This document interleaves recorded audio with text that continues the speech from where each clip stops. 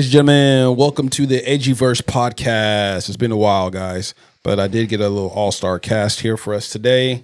I've got Chris back, Mr. Chris Riley. We got a new guest today as well. We got Chris Countryman here and Charles, first time on the podcast. Glad he's here. Glad he could make it all the way from Houston, right? Is that right? Not no more. Not no more? No. Oh, he resides here now, he says. But today's episode, guys, it's actually going to be over sobriety. We're going to talk about, with these guys, a few things that they went through and what led them to quit drinking and obstacles that they faced as well. All right? So let's get started here. I wanted to talk to Charles. He's a new guy, so we're going to put him right on the spot. What was one of the main reasons why you wanted to stop? Oh, you just right on the spot. Huh? Right on the spot. I mean, obviously I'm a convicted felon, Josh. That's right on the spot, buddy. They don't know that. Yeah, Like nobody knows that, but I'm saying.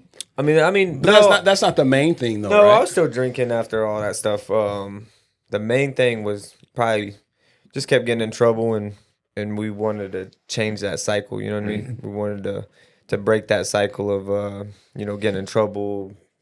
Would lead into drinking, having alcohol involved in it and stuff. Yeah, everything that went wrong in my life was due to alcohol.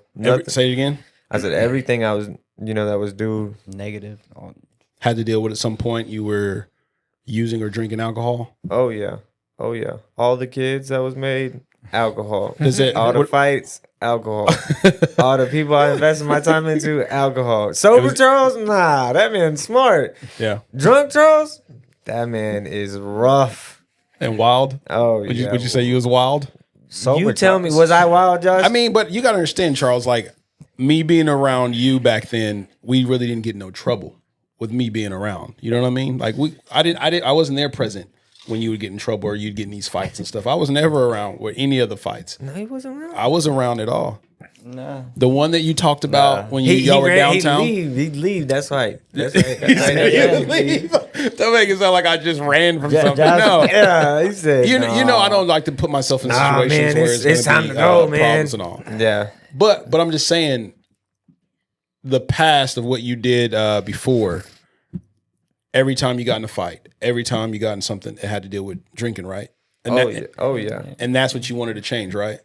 Yeah. So was that what mainly led you to move out of the state? No. I mean, I moved out of the state just to kind of start over. Start fresh. You know, I got married. Yeah. Recently married. But before the marriage, though, you wanted to what? Just do a brand new restart, get away from certain people you hung out with. Yeah, it was just us. We wanted to get out of Oklahoma and just see something else and start over with the people. Maybe you know what I mean. Like I started grasping. People are saying you are who you surround yourself with, and all these factors. And man, I just wanted to see if that was a legitimate thing, like if it was real or not. And so we took that stand and we left and we went to try it out. We've been gone for almost 6 years and we're back now. I mean, it's definitely different. Even the people I surround myself with now. But yeah, that's like the main reason, just to kind of restart and just go over. And did you have to have like a conversation with yourself at all? Huh? Did you have to have like a conversation with yourself when you were going through all that?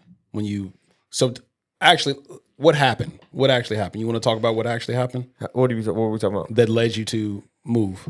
I mean, nothing actually happened. It was like just starting over with a relationship to knowing people, to running into people. There was nothing that was like, oh, I need to move or nothing like that. Like even with me getting in trouble with the felony charge that I had caught down here, that wasn't necessarily the reason either. Like it was genuinely just to get out of Oklahoma and just see the world, something different. I'm not saying Houston's a different side of the world or anything, but just not be stuck in the same thing. Like when I moved out to Houston, like it was something completely different. You know what I mean? I'm not hitting you or Chris up. What are y'all doing? You know what I mean? And we do the same thing over and over or whatever it was. It was like you're figuring something out new. You know what I mean? When it comes to eating some different food. Can you say that you think you unlocked something better in yourself though from that whole trip? Like motivation and 100. The people I surrounded myself with down there, like, man, completely different person. Yes, unlocked. Yes, 100%. I think way differently now. Got you thinking differently. Oh, yes, 100%. Yeah. What about you, Chris? Riley? What about me? I know you went down there too as well. No, I mean, I went down there. I mean, pretty much same reason. Like, because only thing here for me was my kids. Mm-hmm. So, whenever me and the kids' mom split up and all of that, what else was holding me here? I was like, you know what? Hey, he's down there. He been wanting me to come down there, experience all that. Get away from home, experience something else besides what you're used to. What do you think led to more drinking? More drinking? Yeah. Like, I was drinking because I was unhappy in my life where I was in the position, I was trying to numb it down. Thing. Yeah. Kind of a little bit of an escape at certain times. Yeah, just to get away and just numb everything else because, I mean, I was stuck in a dead end, pretty much dead end relationship.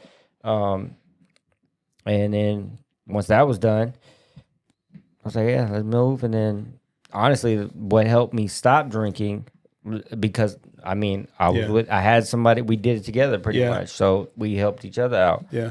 So, you held each other accountable. Oh yeah, for sure. A lot of times. Which everybody thought that wasn't about to happen. You know what I mean? Yeah. I think that's the hardest thing, is to be held accountable. Yeah. Oh yeah, 100%. Like I could see it being like it'd be extra hard to do it on your own. Yeah. To stop something like that, because I was drinking we was heavily going out drinking Monday, Tuesday, we was I remember every time I would pop up, it'd be Rumpleman shots some point in time. Is that your guys' favorite drink? Oh, that's the go-to. See, me was for me it was Fireball. I love that burns. It burns so good. You know what I mean?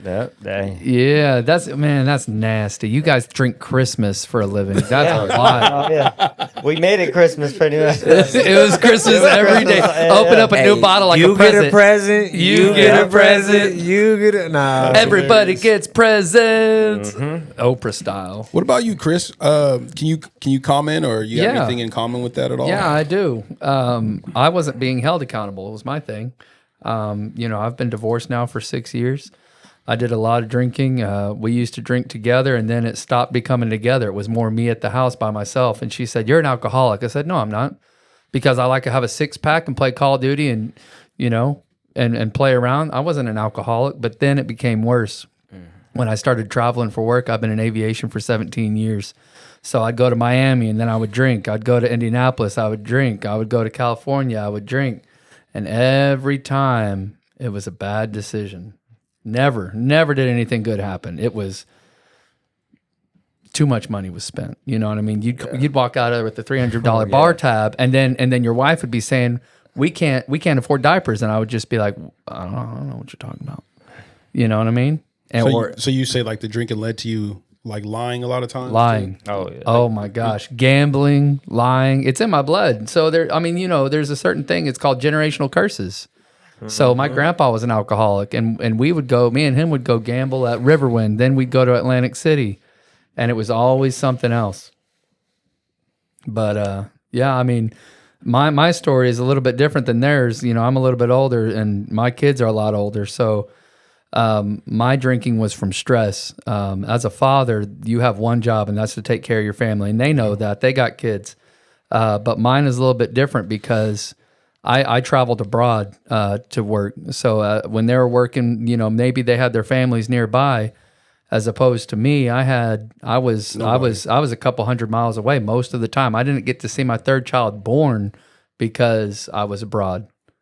So yeah, it was pretty rough shit. What about you? You got any kids? Yeah, I have a daughter.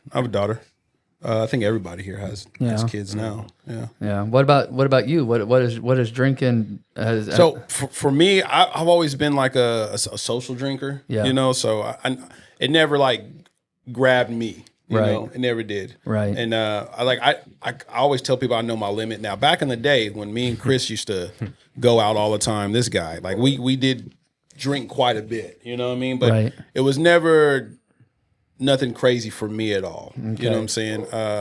So you can hold your drinks is what you're saying? Not even that. It's just that I would never go out to, like, I'm not a guy who's like looking forward to like drinking. Like I don't keep it in the house really. If I'm drinking, it's me with a friend. I'm about to go catch a couple drinks or something like that. So there's a question there. Yeah. What deems you an alcoholic?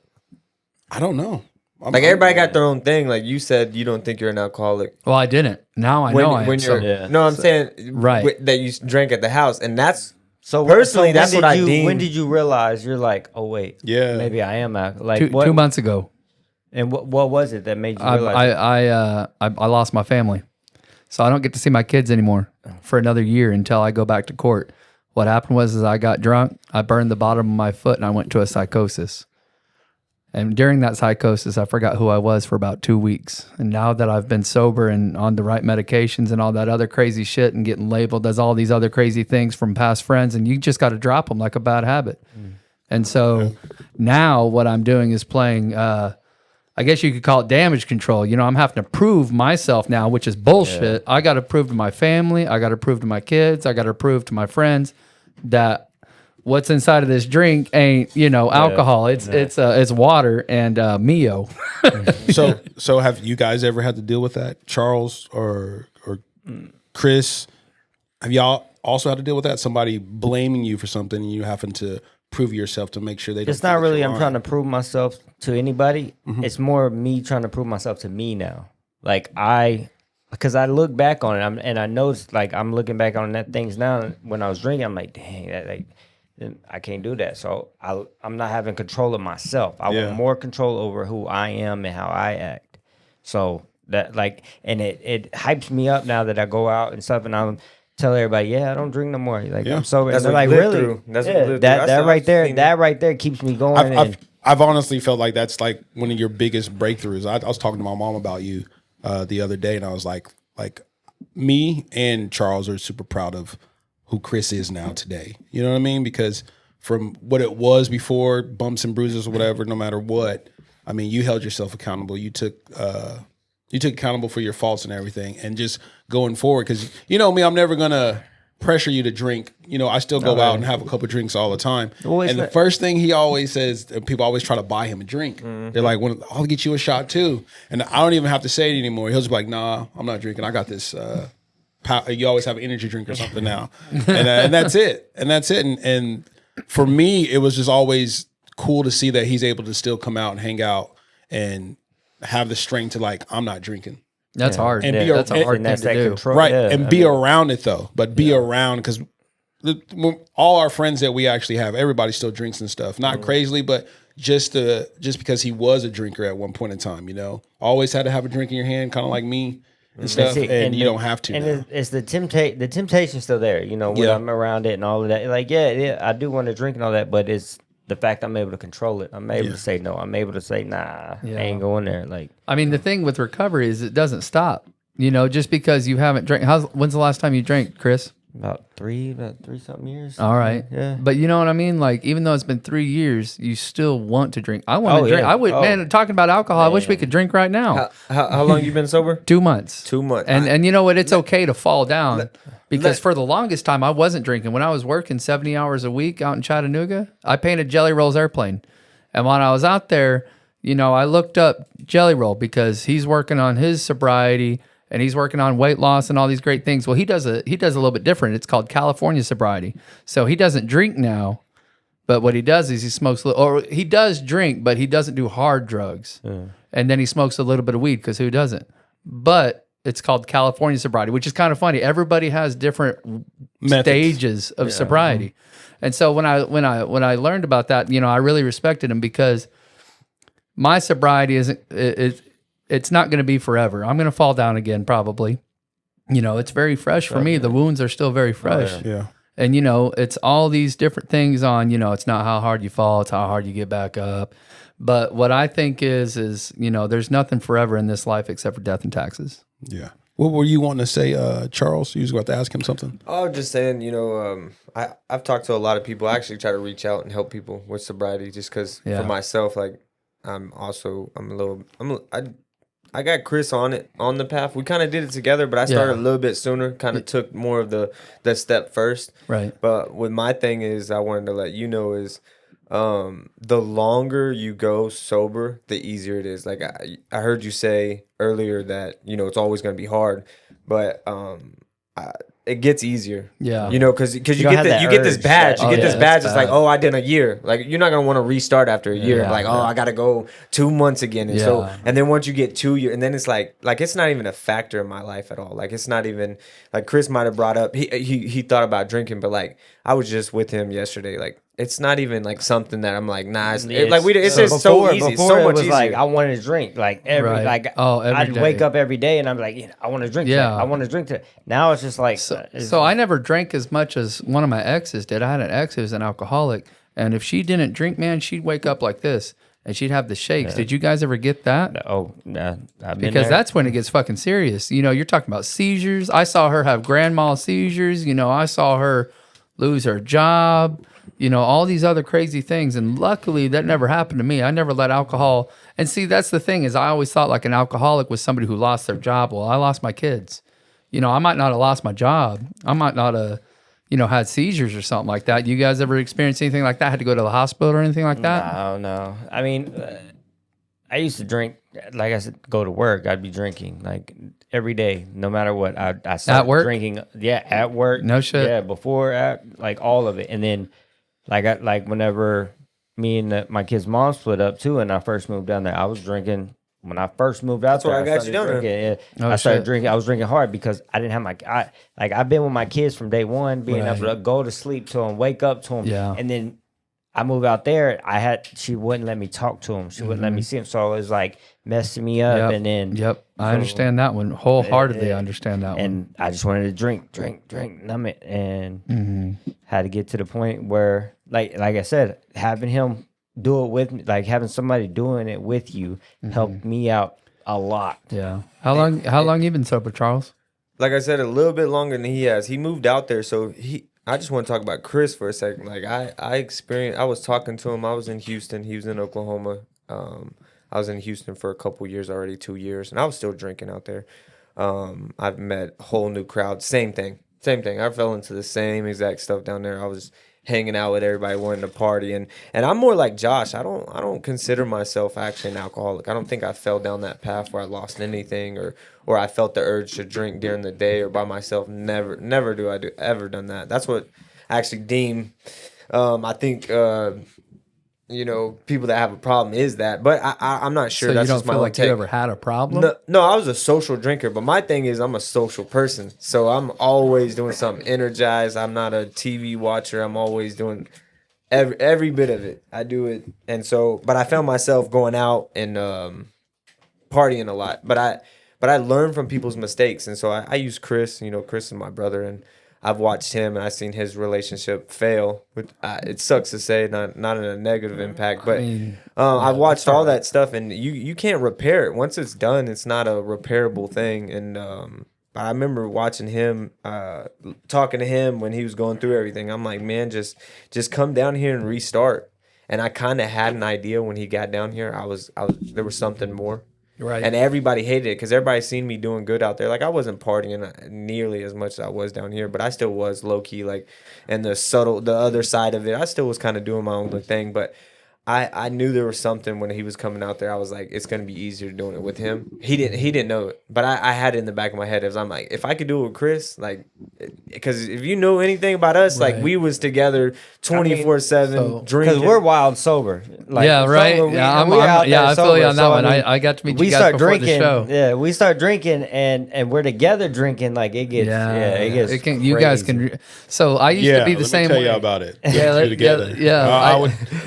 would come in and be like, they'd have like shots coming and it'd be Rumpleman. I fucking hate Rumpleman because of them too. I hate it too. And they would buy like a whole roll of Rumplemans and we had to drink them. At one point, I think I remember one time the bartenders just bought them for you guys because you was that Coyote. You guys were at Coyote. Yeah, I think it was Coyote. I know exactly. I'd be like, bro, I drove the good car today. I'm not trying to be drunk. You probably put some of them women in college. You know what I mean?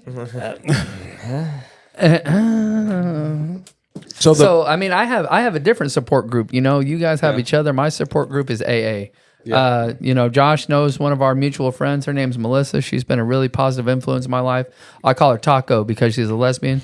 And What? Well, she eats tacos. She went on a date and they went out for Mexican food and she had 2 types of tacos that night. I was so proud of her. But anyways, we both go to AA and it's kind of weird because I can't talk about it. You know what I mean? Yeah. It's Alcoholics Anonymous for a reason. I can't tell you where I go or I can't tell you who was all there. And everybody wants to say it's a cult, but it's not. It's a bunch of Jesus-loving freaks like myself. And we say the Serenity Prayer, which is why I named my aviation company Serenity Aviation Services, because what it tells you is, if you guys have ever heard it, it says, God grant me I forgot it. Grant me the serenity to accept the things I cannot change, the power to change the things I can, and the wisdom to know the difference. I can't change you, you can't change me, but I can change myself and I can know the difference between right and wrong. Amen. Yeah, amen. We're not going to sit here and talk about Jesus all day, but it sure has helped me out. Yeah, and my that, faith, and that's what helped me out. Good because Charles can he can jump on that too. Like that helped him a whole lot too, though, didn't it? Oh yeah, 100%. Like you making the effort to go to church. Yep, I got a church down here together. Oh, did you find one? Yep. I go to church. The little message is you were talking about going down that path.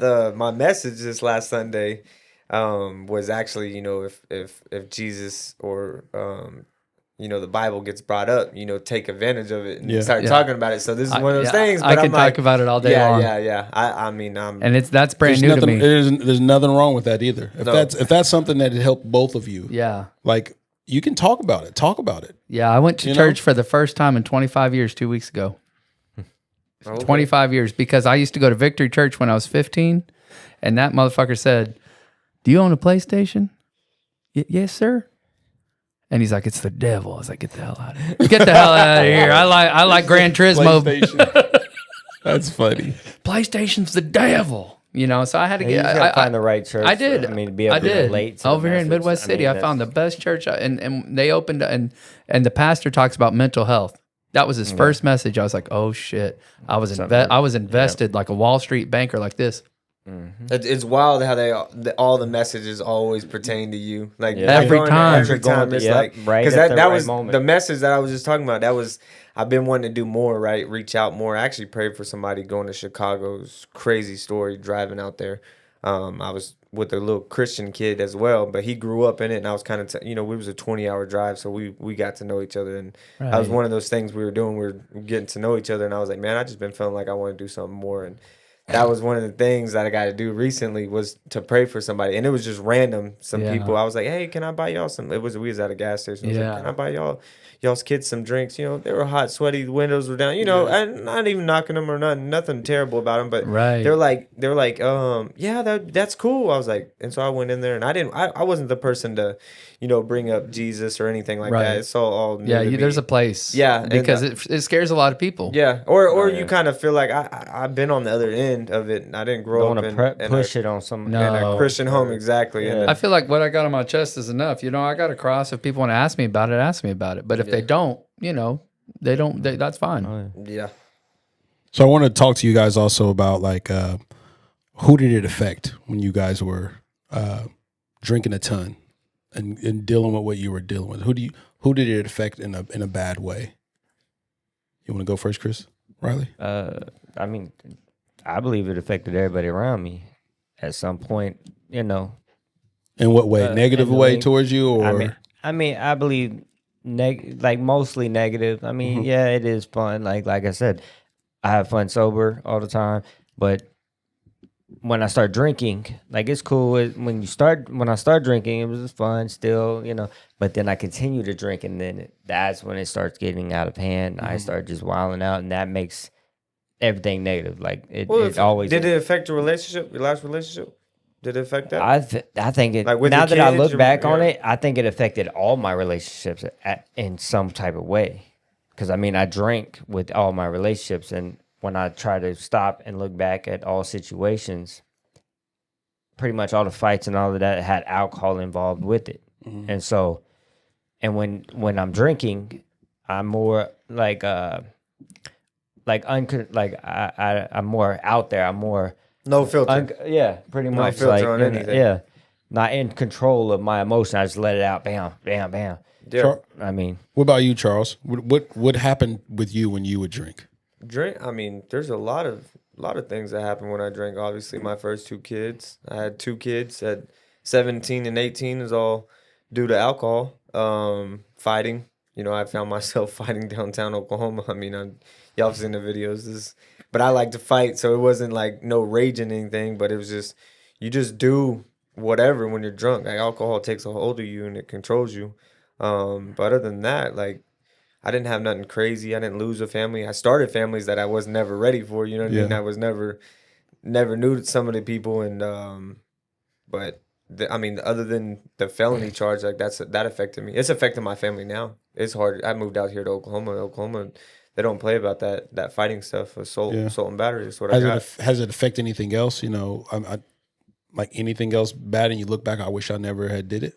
Yeah, that's what I'm saying. Right now, it's affecting my family right now. Like, I just got employed, but like, I can be making a lot more money, you know, than without a felony charge now. And I feel like my family now is suffering due to that for sure. So, what about you, Chris?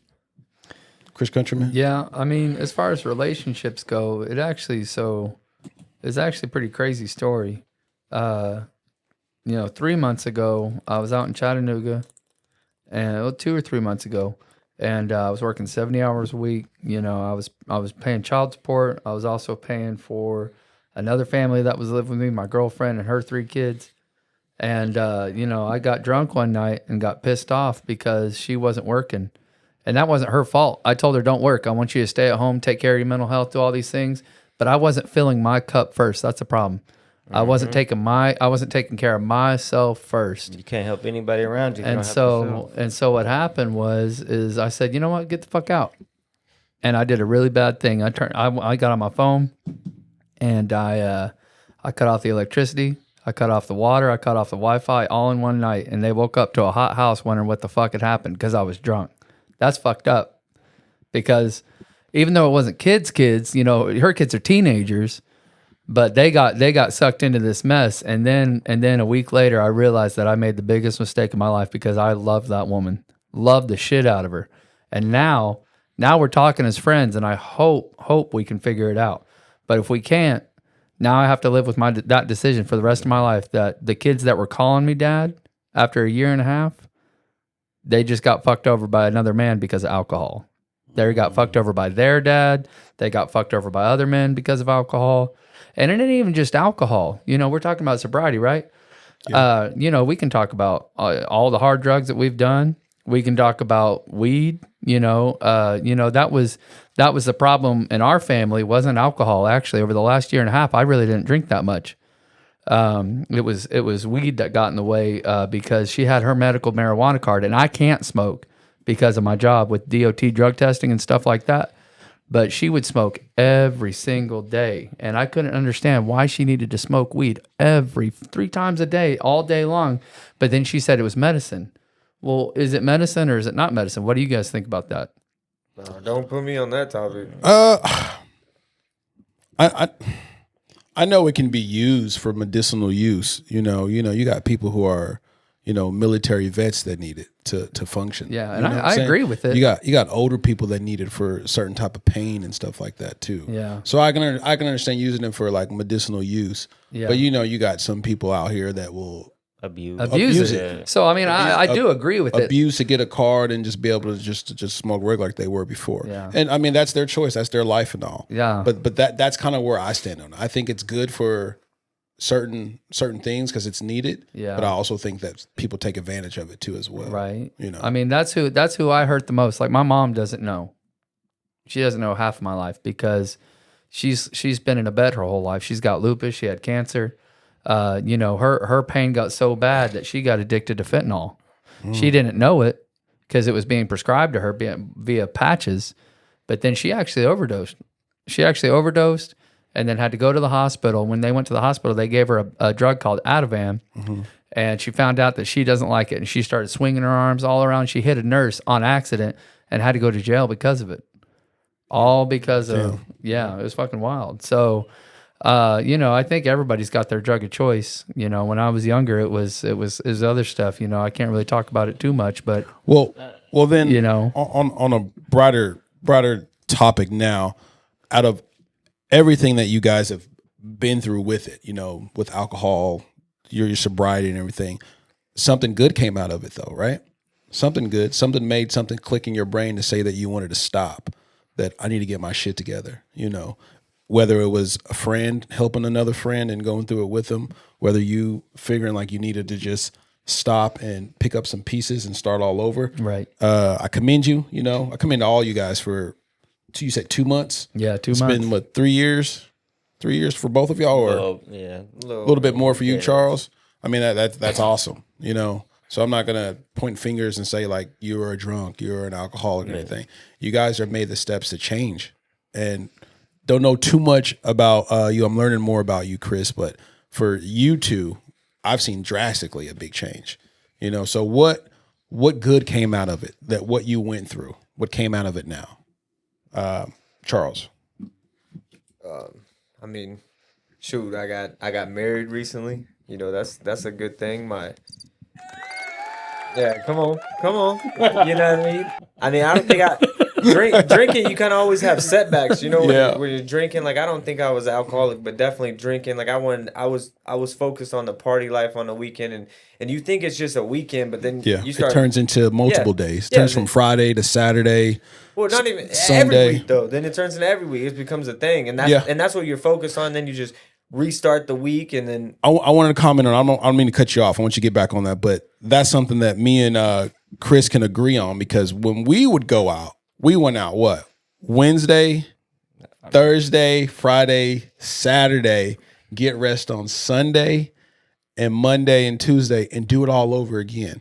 And till this day, I don't know. Same thing with him. I don't. But I don't know COVID. But I don't know how we had the money to do it though. Somehow we had the money to go out all those nights and stuff. Whether we got in places for free or not, but we also we was still going to work, and functioning. I mean, and I don't see how. I remember I was leaving his house one time, and then he was leaving at my house one time, and he was leaving. He told me he had to pull over and throw up. Before he went to work, he had to go to when you worked at college. I remember that.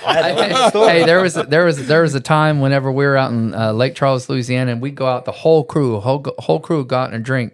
And I worked nights, so luckily there was a 24-hour bar there. They only closed 1 hour a day just to reset, and we'd get off at 6:00 in the morning, and we would look crazy, because at 6:00 in the morning, what do we want to do? Go get Fireball, Coors, you name it. But anyways, we would pull these 24-hour benders, and we would go drink and drink and drink. And by the time we knew it was time to go back to work at 6:00 at night, because we were working 12s. And then we were in man lifts, around the aircraft, throwing up in buckets, because that was a different point in our lives. And now I can't even imagine if I saw somebody around an aircraft right now drunk, I'd say, get the hell out, because I was that kid almost 20 years ago. Finish up, Charles. We all can agree to that. Yeah. What we were talking about. Lost what was that? What we were talking about, like the good thing that came out of it. Oh yeah. Like I'm saying, like just drinking in general, like you don't realize how much time you lose. Yeah. You know what I mean? From recovering from drinking or whatever it might be, and as soon as I stopped, man, I had more time for the gym. Right. I'm in the best shape of my life right now. Like I don't miss the gym at all. And you find yourself doing that while drinking, and then as well as you start thinking and get more priorities over other things, and it happened to me getting married, finding better work. I feel like I've grown, gotten smarter. You have that more time to learn. Definitely. I went on some entrepreneur stuff that we've talked about before. I just have more time for other things instead of just blowing my weekend on going out and drinking and spending money. Right. Let me ask you a question, Josh. Yeah.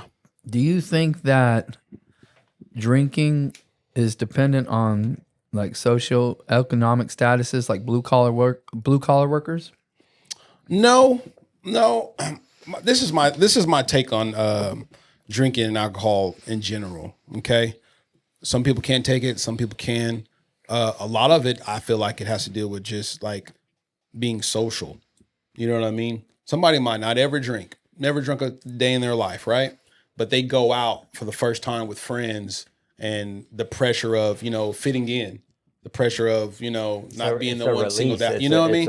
It's a release, like you said. But I'm saying, like, somebody who doesn't drink gets kind of pressured into, like, if somebody bought a bunch of shots, here's a shot. You know? Yeah. Am I going to turn down this shot? Am I, you know, or do I want to fit in? You mean, know, like getting hazed? No, not being hazed. Just like, say you're at a party, or you're at the bar with a group of friends, and somebody buys a bunch of shots, and they hand you a shot. Everybody's about to cheers and do it. Do you do it? Do you set it down? You're like, no, I'm not going to drink. I'm not drinking tonight. But you get pressured. It's like the pressure of being in it, being part of the right. But not everybody has that. Yeah, no. And it's when you're younger. It's a lot of people are drinking younger now. I wouldn't even say that. I wouldn't even say that when you're younger, because you want to fit in. You want to be a part of the group. You want to be part of the crew. So you might take that shot. You know what I'm saying? And if somebody keeps buying, you might take another. And then you find out you're drunk. What about Edward 40 Hands? You ever played that game? What's that? Edward, oh my God. So I was in a fraternity in college, right? And so that's why I asked about hazing. So this is what they would do. You go to this party. Oh, sorry about that. You go to this party, right? And you have these 240s. Mine was Old English, Old E. You know what I'm talking about? All right. So you'd have two Old E's in your hand, and they would duct tape them to your hands, and you didn't get to take them off till you finished drinking them. See, is that college? That's college? Yeah, that's college. Is that not the craziest shit you've ever heard? That Edward like 40 Hands. What do they call it? Rush? Rush, like yeah, like Rush. So the one I rushed for, it was horrible. It was horrible. That would suck. I mean, throwing up all over the place. I'm not peer pressured in that type of way, though. You know, like for me, if I'm not going to do nothing, I'm not going to do that. They know that. Yeah. You know, if I'm not going to do nothing, I'm not going to fucking do it. But it was that psychological thing. You know? That's how bad I wanted to be in that fraternity. But I would do whatever the fuck it took. That's the pressure. To me, it's not like that. To me, that just sounded like a good time. That sounded like. It was. I mean, I was having a good time. Like, oh yeah, let's because here's the thing. It wasn't just like I was just walking around drinking by myself. Yeah. There were sorority girls there, so the incentive was, the sorority girls got to help you go to the bathroom. But so if you can't take off your pants, but there you go. But again, that goes back to like that's the pressure of it. Like you might not want to do all that, but you're surrounded by so many people that are partaking in it. Yeah, you know, like somebody who's never smoked weed before, if they're passing the blunt around and it comes to you, you know, you can say no and keep passing, but you want to fit in, so you hit it maybe one time. You know, it's just that's the social thing about it. Well, see, kind of like for me, I think it's like a knowledge thing too. I've never had anybody in my life to tell me about these things, teach me about these things. You know, I had to experience all this for myself. So, like me, now that I'm going through all this, went on through that, I'm able to pass this knowledge down to my kids and let them know and give them a chance to be successful now. So I mean, I think that's. I mean, that's what I wanted to ask. Like, do you ever think about? So that's where I'm at. Like, I want to help people. Yeah. So I want to figure out, you know, because like you said, it's you want to fit in. It's like, dang, how do you help people, right? Like, how you want to help people fit in, but let's guide people other ways, or somebody else. Right. And that's just changing. That's just changing. In times and culture, you know, what you see nowadays, you know, it's more normal for somebody to step in and be like, hey, no, he's not drinking. You know, you can protect that person. Right. Like he don't drink, he don't smoke, he don't do that. So please don't offer it to him. You know, you get more of that now. You see more of that, I would say. Yeah, you know? I think so. And to what you said, Chris, about like passing down to your kids, who gonna know more than the person that actually went through it? Mm-hmm. But at the same time, I go through this all the time. I talk to other friends. I talk to you guys about this. I catch myself saying the same shit that my mom used to tell me over and over again that I'm telling to my daughter. I'll be in mid thing, like getting on to her about something. I'm like, God damn. Yeah, I sound just like my damn mom right now. Like, man, flashback. It's crazy.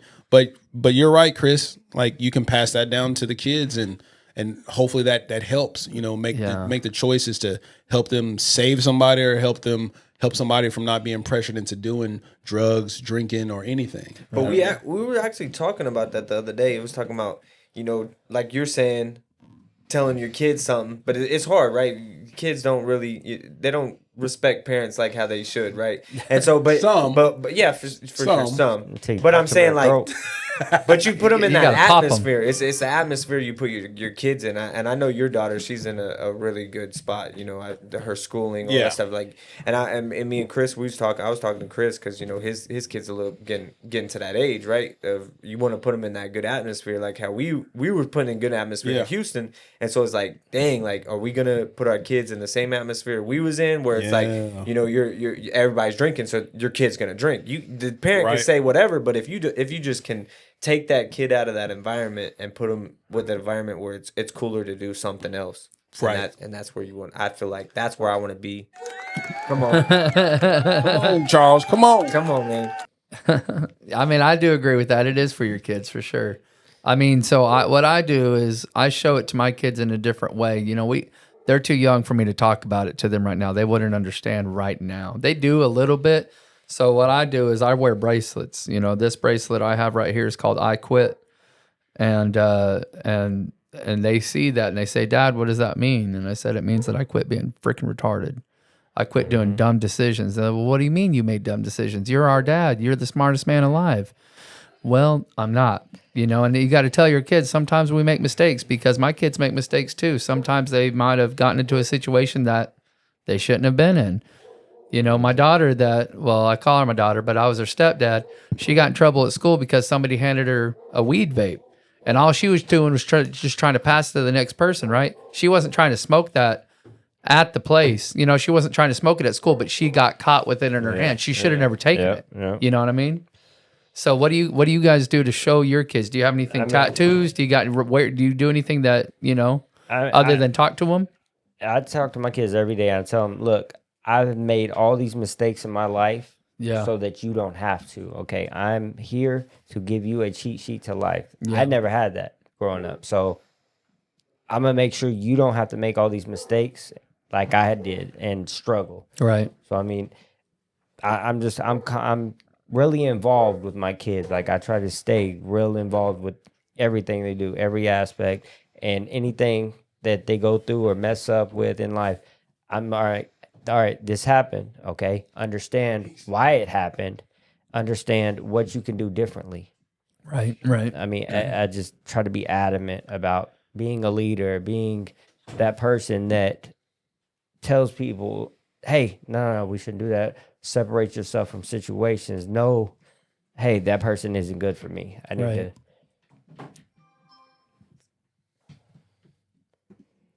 You get that dog to be quiet or what? Yeah, I know, right? Can't pet that dog. Or the mailman or some crap like that.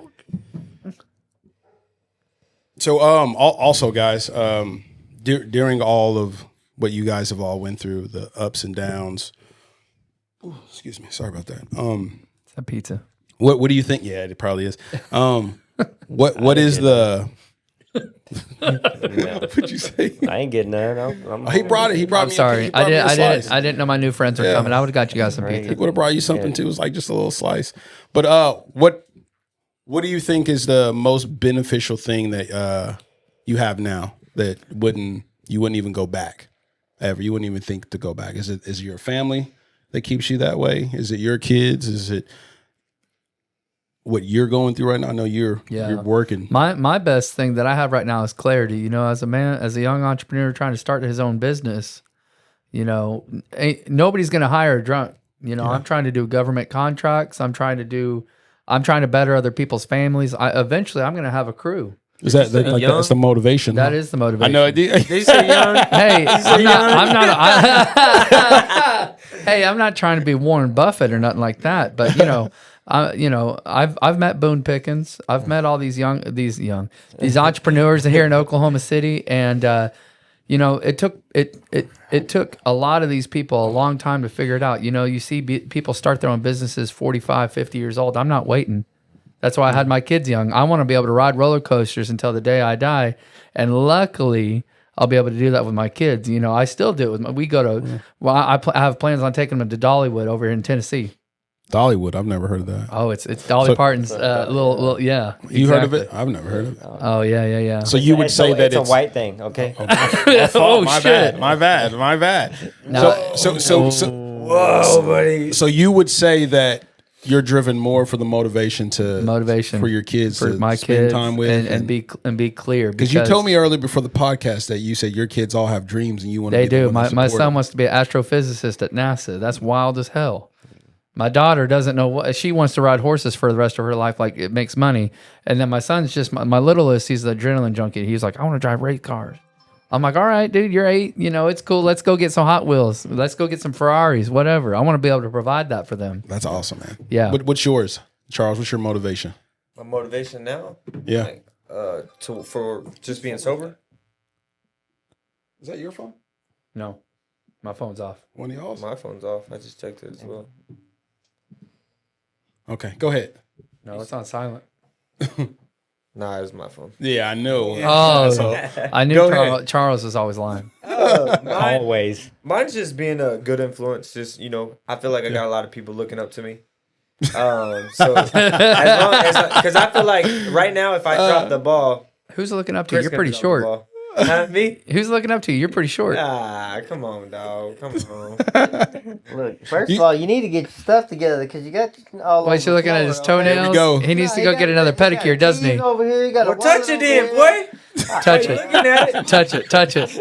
I heard you wouldn't do it. Oh, y'all funny. I heard you wouldn't. Continue. Go ahead. Go through it. You said what? No, it's just being that role model. I think I came down here. I got niece and nephews. Yeah. Sister. I think my sister. Just everybody. I just want to be a good role model. I know you're really tight with your niece and nephew. You know, so I understand that. Yeah. And the kids. I got kids too. 11, 10. They're all over the place, and so. Just setting that example, it's not even a factor. Like I don't even think of it. So holding yourself accountable. Oh yeah. A whole lot, huh? Oh, that was mine. What about? Go ahead, Chris. You can talk. No, that was my phone. That was his phone. That was Shut mine up. that time. That was. Go. Go away. What is your motivation? Government assistant said. My motive? No, it's to be on the Edgyverse podcast. You've been on here 5 times now. No, it's not enough. But I do want to ask you a question, Josh. Yeah, go ahead. Man, I think before I left, you was talking about getting fit, right? Man, Here we go. You look. Here we go. You're getting big, brother, and I'm just. Damn. The crazy thing about it, Charles, is I was bigger. Seriously. Yeah. I've been going to the gym and all. I have, bro. I'm trying to tell you. Remember, he just hurt his heel. Oh my gosh. I'm surprised I'm not. Yeah, y'all bigger. seen him in the boot. Yeah. I was just out for a week though. This summer, I actually lost 30 pounds this summer. Oh, We're supposed to go after this, but I don't know if he's for real about it. Me? We heard that. Oh, I was trying to do the yellow button. That's what it was. Hit it for me, Charles. Go ahead, reach across that table. Yeah, Charles. But yeah, like it's getting done. Oh damn! No, wrong one. Here we go with Chris pushing all the goddamn. There we go. buttons. There we go. Yellow button. I don't know. I'm colorblind. I don't know. There it is. All right, now That's what I was trying to hit. The yellow. Okay, wait. Let me try. Let me refresh. Here we go. There we go. Josh, how's that dating life going? It's terrible, bro. How is you it think going? you're ever gonna get married? You think you're? We'll say that's for But- another podcast. No. Do you I don't think know. if you got married, do you think you'll stop drinking? Yeah. Do you think you is change? it- I don't drink. I don't drink as it is. Like honestly, I really don't though. That's the thing. Well, I only have a drink when I go, like if I go meet up with Aaron and go have a drink.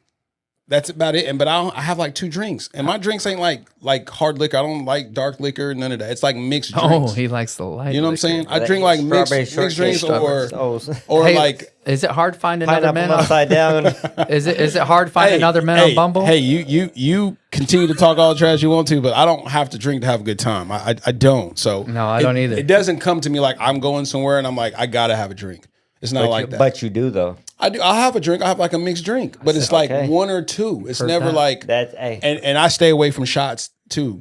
I don't even like taking shots. Unless we go to Don's and gets a whole plate of Dude. Don Julio. I haven't bought Bingo. like the tray of shots in a very long time. Why Very not? long time. Why not? Because I don't. You don't got to flex. Chris don't drink We're no too more. old. First of all, we don't got to flex anymore. No. First of all, we spent way too much fucking money back then. Anyways, buying shots for everybody You got else. that house payment now, huh? Yeah, I know That shit light though. You know. That. Oh yeah. It ain't work because it's light work.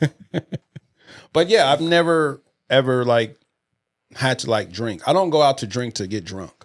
if that makes sense. You know, some people go out to get drunk, get fucked up. I'm about to go get fucked up tonight. Yeah, that ain't me because anymore. At all. Shut up. So wait. Once upon a time. Yeah. Hey, Josh, we know the Wild Boys' favorite drinks is Rumpleman's. Yeah. Well, it used to be, right? Because they're sober. But what's your favorite drink of choice? Tell him, Chris. You know what my favorite what drink is it? Malibu pineapple juice? That pineapple upside down, sir. Yes, sir. How did I know you were a pineapple man? Because you saw it posted on my Facebook, probably. that sugar don't sit well though. Hey, bro. He needs to get those sugar-free. But again, I don't drink a ton. Sugar-free Red Bull and vodkas. What about them cupcakes you be getting every week? Cupcakes, bro. Oh, you're talking about from Crumble. So those must be like for so long ago. I rarely go to Crumble that much, bro. We're not sponsored. Those are like OVOs. So Josh just doesn't do anything anymore, but we see it on Facebook every week. You trying to put me on the spot right here? Sorry. Shout out to Crumble and your cholesterol. Crumble is fire though, but I don't go to Crumble for the cookies. A lot of people go there for the cookies. You know what I'm saying? What about those nutrition shops? That's my favorite thing. The shakes, the nutritional shakes. But you can't trust all those places. Why? That's the thing. I know this man goes. He probably has his favorite nutritional shop. Go to get the shakes, the teas, white shit. I don't think so. No, he cooks everything. You make your own at home, don't you? Yeah, he makes his own. He makes his own. I make my own protein shakes at home. I tell you what. When he said he was doing like the fitness thing, like for real, like that's him, bro. I'm down with it. I'm gonna learn some shit from him. Every time I go to the gym with him, I say thank you, and then I say fuck you afterwards. It never goes again. That's not true. Takes him about a week out of recovery. Chris is the same way. Hey, whoa. No, because I was consistent with you like every Wednesday, but you had to go on your trip, and we missed that week, and then I got hurt like the next week over. I got hurt playing ball. That don't mean that I broke my thumb and I was still in the gym. You're fucking crazy though, Chris. Because leg day is always a day, right? Oh, it did for sure. Didn't you like get your finger like chopped off or some shit, and you was still trying to go do some stuff? Yeah, I broke it, but yeah. How'd you break it? Drunk? No, picking up a pole and I want to hear from Charles. What did he do? Huh? What did he do?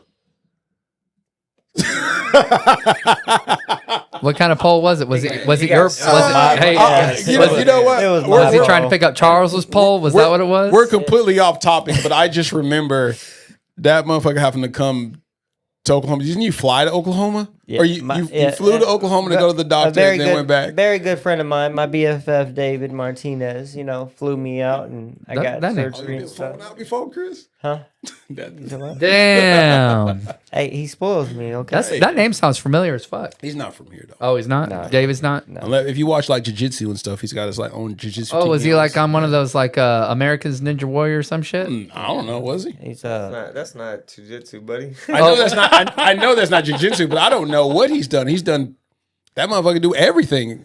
Was what you tell me, Charles? Yeah. Media company and oil field stuff. He's he invests. He's a silent investor in some few things. Oh. But he's a good friend. So we're almost done with this, guys, but I wanted to ask, what is the name of your company? Serenity Aviation Services. Serenity Aviation. Yeah, you send me that logo. I'm getting my logo made up right now. So what I do is I specialize in the overhaul and repair of components for the United States military and their armed forces. And then we also do logistics, doing outsourcing for anodized CAD plating and specialized painting. Nice. Give me that logo, I know a graphic designer. Oh, I got one. Do you know what's funny as fuck? I know a guy that makes website pages. It's about who you know. The guy actually designing my logo, we got fired from the same fucking company because they thought that they were better than us. But we don't die, we multiply. That's what I'm talking about. Hey. Charles, are we bringing back pump cover? We bringing that back? Nah. We're not? Nah. Why not? What is that? What is pump? He had a fitness little apparel business that he was about to start. Athletic. I think you should bring it back, bro. Bring it back. Bring it back. I'll buy one of your shirts. Come on, dude. Bring it back. I'm gonna pump. We're going to pump you up. Bring it back. Bring it back. Come on. Bring it back. Bring it back. Bring it back. Bring it back. Bring it back. It's never went anywhere. I mean, it's just there. But it okay. doesn't mean you can't advertise, right? Let's do this. I'll make a deal with you. Okay. Ooh, the deal that you wanted to make not too long ago. I will go and sign up for that thing to get those shirts for you.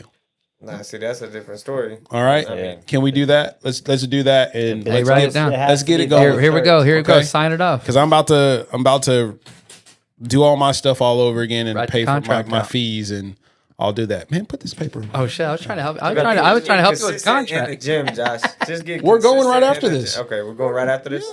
Yeah. Then we're gonna post. Can I get him? I don't know if I can get him in too though. Who? Chris? I can get Chris in. First of all, I got laundry that I was doing yesterday still in the car. Okay? Yesterday. All right. I'm trying to get out of the gym. I went to his house to do laundry. We ended up going to Norman. We were supposed to end ended this up going- 15 minutes ago. We all talking about stuff. Ladies and gentlemen, thank you for watching and listening. This is the Edgyverse podcast. Chris, thank you for coming. Chris Countryman, thank you for coming and sharing. Charles, thank you for coming and sharing. Oh my God, I got that on camera. Fuck. My turn next. You don't want to see these nipples. Stop. Oh my gosh, this is crazy. This is the Edgyverse podcast, and we are out.